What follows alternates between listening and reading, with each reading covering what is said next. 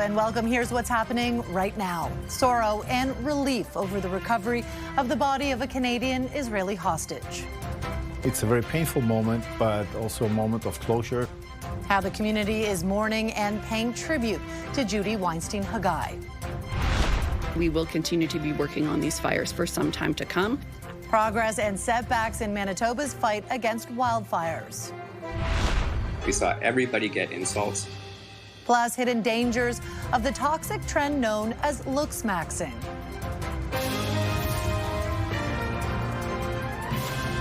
CTV National News with Sandy Ronaldo. Good evening. I'm Heather Wright in for Sandy. The bodies of two hostages, one of them a Canadian, were recovered by Israeli soldiers overnight in the southern Gaza city of Khan Yunis. Judy Weinstein Hagai and her husband Gadi were killed during the Hamas-led attacks of October 7th, 2023. Their bodies taken by militants into Gaza, where they were held for more than 600 days. CTV's Abigail Beeman joins us now. And Abigail, certainly a tough day for the family, but some relief as their loved ones are now home. Heather, it has been 607 days since the October 7th terror attack. The Israeli ambassador says this moment brings relief and closure as the couple can now be buried, but also pain. Hello, this is Judy speaking from Kibbutz Nir Oz. Judy Weinstein Hagai's voice still carries on her YouTube channel of poetry and teaching. She and her husband, Gadi Hagai, were among the first to be captured by terrorists and murdered in the October 7th attack while out for a walk. The Israeli Prime Minister says their bodies were recovered in a special operation by the IDF. "My beautiful parents have been freed," wrote their daughter on social media. "We have certainty." There were 8 Canadian Israeli victims that on that day. Judy is the last Canadian hostage to be released. The Israeli ambassador describes the last 607 days as agonizing. A wonderful person who was really mindful of everybody around her. And it's so sad to know that their lives ended in such a tragic way. There are still 56 hostages held by Hamas, with at least 20 believed to be alive. The return of their bodies, over 600 days too late, is the starkest possible reminder that Israel has a huge moral and national spiritual responsibility to get all of the hostages home. With Judy's own wishes for peace, a testament to her legacy. May we all be granted the right to our basic rights of home, food, shelter, and peaceful days. Here's hoping. Canada's Prime Minister and Foreign Affairs Minister posted on social media about her death. Mark Carney saying today's news will be painful for the Jewish community, whose safety has been threatened by a reprehensible resurgence in anti-Semitism. Heather? All right, Abigail Beeman, thank you for this. At least 5 people were killed in an Israeli airstrike on a hospital in Gaza City, according to the church that runs the facility. Local reports say 3 journalists were among those killed. The Episcopal Diocese of Jerusalem condemned the attack, while the Palestinian Journalist Syndicate accused Israel of a full-fledged war crime. The Israeli military says it precisely struck a Palestinian jihad fighter operating inside the hospital's yard. Here in Canada, an infant who contracted measles before being born has died in Ontario. It's the first death linked to the virus this year in Canada. It's devastating when you hear about something that we've had measles vaccine in Canada and around the world for almost 5 decades. And yet we still have individuals who, for many different reasons, are choosing not to get vaccinated. The baby, born prematurely, was infected with measles from its mother, who was unvaccinated. The province's top doctor says the child also had other serious medical complications. It happened in an area of southwestern Ontario, which is considered high risk because of low vaccination rates. One day after U.S. President Donald Trump hiked tariffs on steel imports to 50%, there are growing calls for Ottawa to retaliate. The Prime Minister has said his government would take some time to consider its response, as they are currently in trade discussions with the United States. CTV's Rachel Aiello is in Ottawa, where a campaign is underway to get the feds to move more quickly. Rachel. Heather, major steel CEOs and union leadership are meeting with officials on Parliament Hill today in an effort to convince Prime Minister Mark Carney to hit back at U.S. President Donald Trump's doubling of tariffs. Steel companies and workers are in town to impress on lawmakers the severity of the situation their sector is facing. Trump's 50% tariffs on steel and aluminum have effectively blocked these Canadian-made metals from entering the U.S. market. Now the sector wants Ottawa to stem the flow of unfairly traded steel coming into this country. But after her closed-door conversation with them, the industry minister was non-committal. We're working on solutions. That's why the industry and myself will continue to engage in the coming hours and days. This comes amid confirmation that Carney and Trump are in direct communication. But the government's keeping tight-lipped about the state of those trade talks. We won't negotiate in public, and we'll let the Prime Minister do his work, and we will let all ministers do their work. Though with new data showing Canadian exports have fallen sharply in light of U.S. tariffs, Ontario's premier is once again making the rounds on American networks, emphasizing the cross-border impact of the trade war. We buy $30 billion of steel and aluminum off the U.S., and now we're just going to start onshoring everything. Ford said today that while he's hopeful the high-level negotiations between the administrations advance towards a deal, if a resolution isn't reached soon, the federal government should retaliate against Trump's latest trade action. Heather? Rachel Aiello in Ottawa. Thanks, Rachel.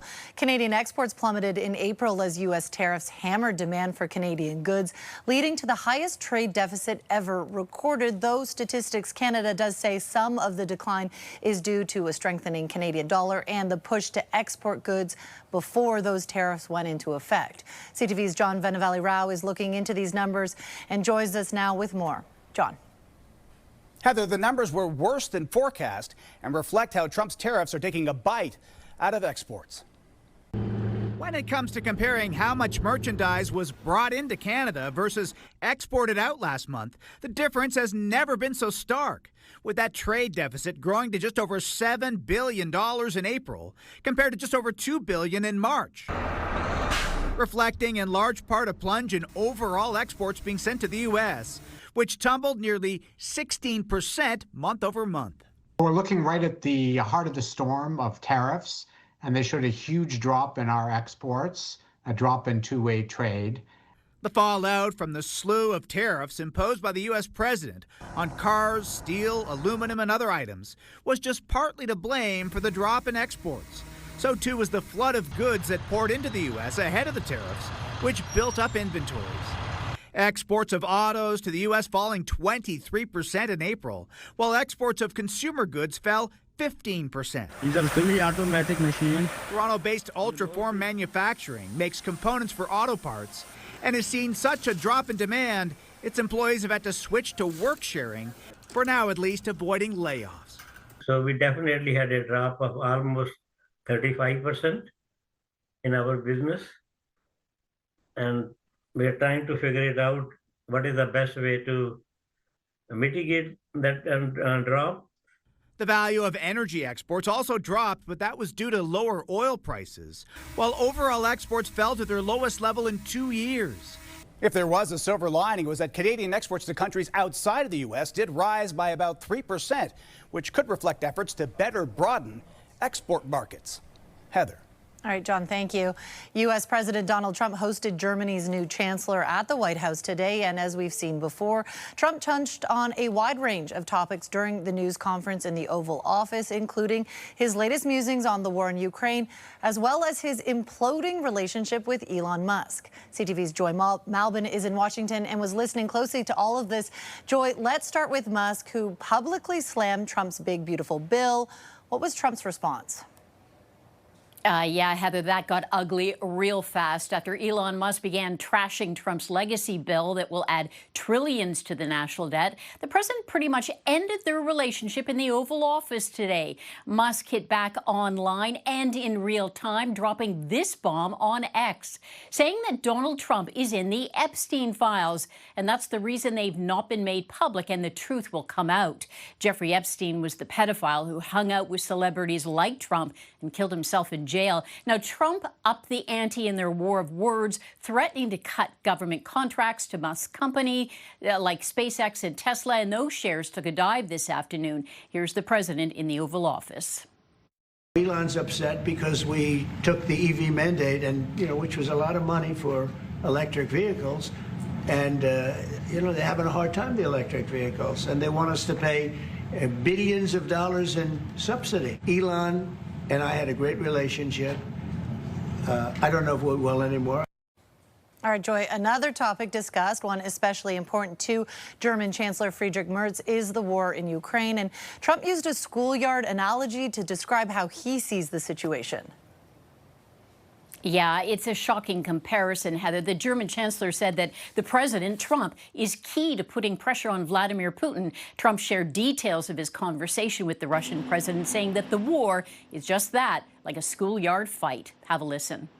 You see two young children fighting like crazy. They hate each other and they're fighting in a park. Sometimes you're better off letting them fight for a while and then pulling them apart. And I gave that analogy to Putin yesterday. I said, President, maybe you're going to have to keep fighting and suffering a lot. It seems the president who said he could make peace within 24 hours is now kind of throwing up his hands, saying there's not much that the U.S. can do to end this terrible war. Heather? All right, Joy Malbin in Washington. Thanks, Joy. During that meeting, Trump tried to justify his travel ban, which blocks people from a dozen countries, mostly in Africa and the Middle East, from entering the United States. The countries that we have don't have things under control. And why now? I can say that it can't come soon enough, frankly. We want to keep bad people out of our country. Trump cites the recent anti-Semitic attack in Boulder, Colorado, as the reason for the travel ban, although the man who allegedly carried out that attack is an Egyptian national, which is not a country on the new banned list. As wildfires devour structures and force thousands from their homes in Saskatchewan, the Premier is facing calls to seek military help. The province is battling more than 24 fires with assistance from other provinces and the United States. In a letter, the opposition NDP questioned Premier Scott Moe's decision not to seek federal assistance. Moe has said the province doesn't need Ottawa's help, but has also not ruled out asking for it in the future. Across Saskatchewan and Manitoba, more than 30,000 people have been forced out of their homes. And across the country, there are more than 200 active wildfires. CTV's Alex Karpa is in Winnipeg and joins us now. Alex, what is the latest on the fires there? Heather, obviously growing concern in parts of northern Manitoba right now as wildfires continue to rage. There are currently 27 wildfires right across the province, 12 of which are deemed out of control. The largest wildfire is in the Flin Flon area, sitting at over 307,000 hectares on the Manitoba side. This is a fire that is continuing to burn not only in Manitoba, but in Saskatchewan as well.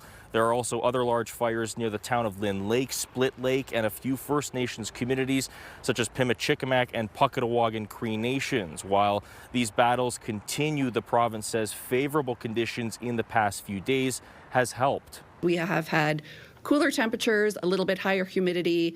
Winds generally have been fairly low to moderate. We are expecting that general trend to continue. There are mandatory evacuations in several communities across the province. More than 14,000 Manitobans have registered as evacuees with the Canadian Red Cross. The province says majority of them are now in hotel rooms or with friends and family across the province, but there are still many evacuees heading to Ontario. Manitoba secured 1,500 hotel rooms in Ontario, and Ontario has been incredibly helpful and welcoming on this regard. More than 650 firefighters have been deployed right across the province to fight these fires, including 175 firefighters from the United States and out of province. And there are more than 57 aircraft currently being used in communities battling fires. Heather? All right, CTV's Alex Carpa in Winnipeg. Thank you. Coming up, maximum potential for harm. Predominantly, people are told that they're considerably ugly or unattractive. Inside the toxic online world of looks maxing.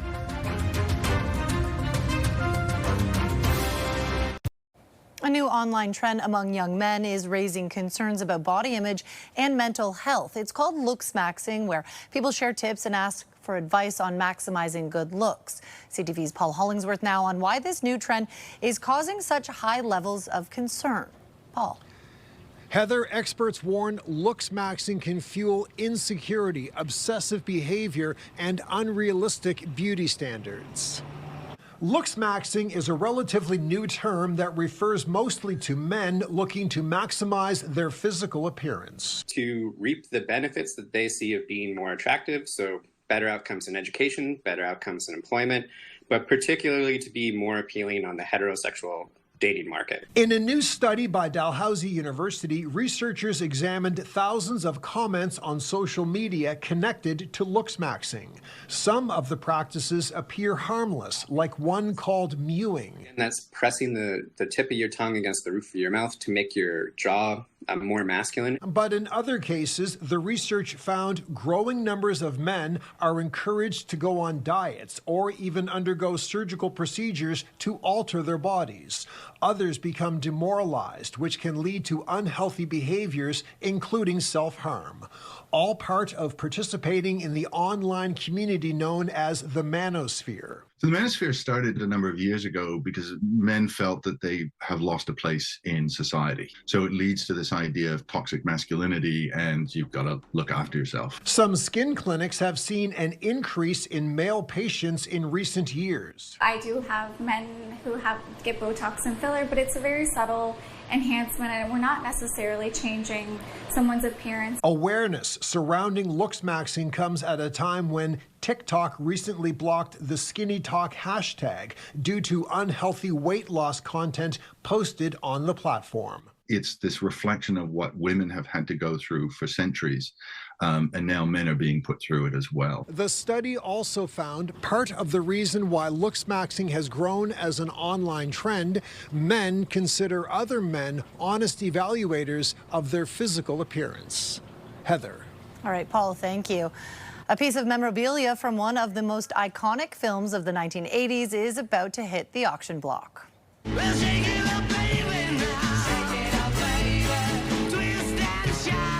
The vest worn in this scene by Matthew Broderick, a.k.a. Ferris Buer, is going to be auctioned by Sotheby's later this month. The estimated price tag between $300,000 and $600,000. The classic 1986 comedy Ferris Bueller's Day Off helped make Broderick a household name, with the vest being described as having a few loose threads consistent with age. Life moves pretty fast. We'll be right back.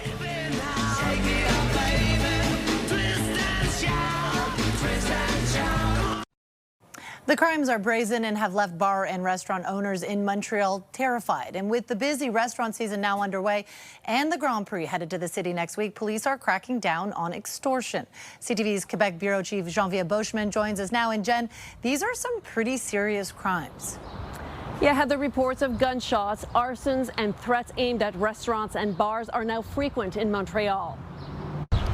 Investigators in Montreal triggered a major police operation. 150 officers conducting raids, seizing cash, firearms, and arresting 13 suspects. This weeks after restaurant and bar owners sent a letter to the Quebec government and the chief of police demanding action against extortion. Extortion was always there, but not like that. This is extreme violence. The modus operandi is well known and international. Gangs threaten business owners and demand cash in return for protection. If the restaurant or bar doesn't pay up, it gets vandalized, firebombed, or shot at. Montreal police have visited more than 800 businesses, warning owners not to pay, to call them instead. They're buying the piece, but trust me, they're not buying the piece. It's going to get worse, and they're going to make you pay until the end of your day. But in recent weeks, some attacks hitting restaurants and bars have raised alarm. In this one last week, a cafe's windows were smashed. 6 suspects appear to set a fire. At least one fleeing the scene is burning. Police suspect they may have gotten the wrong address, that the target may have been the resto bar next door. The owner, who did not want to be identified, is devastated. You see the stuff in the south of Italy where they'll put a bomb in your shop and blow it up. Experts say extortion happens in most Canadian cities, and that's been so for generations. But organized crime in Montreal has changed. The city was once controlled by bikers and Italian groups. Now several street gangs are fighting for a share. The violence occurs before the threats. The city says while these reports are concerning, Montreal is safe, and police say they are on the case. Heather. All right, Genevieve, thank you. CTV National News will return in just a moment.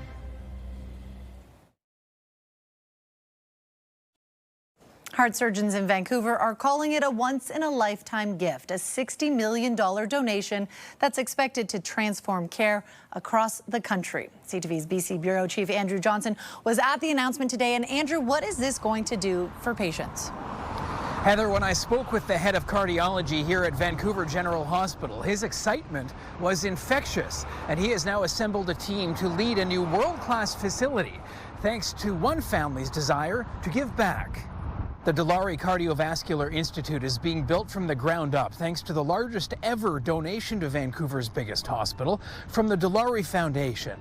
AJ Dilawri says his family was moved to help after his father received care from the team led by Dr. David Wood. He and his team saved my father's life, and for that, my family will be forever grateful.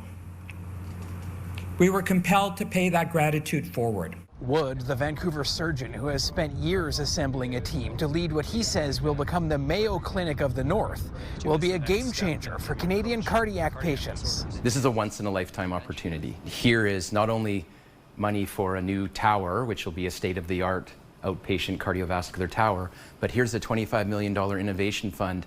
Fix the system, make the system better for patients. But the money is already being put to work recruiting top doctors, some of whom Dr. Wood says are leaving the United States due to the policies of President Trump. Given all the turmoil that's been happening globally, especially with our friends south of the 49th parallel, yes, it has been amazing that these very, very talented researchers, clinicians, world-leading surgeons now want to come to Canada. They're hoping to break ground on the Dilawri Cardiovascular Institute in 2027 at British Columbia's largest hospital. This $60 million donation fueling some rare positive healthcare news with the system so strained right now right across the country. Heather. CTV's Andrew Johnson. Andrew, thank you. And that is our newscast for this Thursday. Omar Sajidina will be here later tonight. And for ongoing coverage of Canada's top stories, tune in to CTV News Channel. I'm Heather Wright. Your local CTV News starts right now.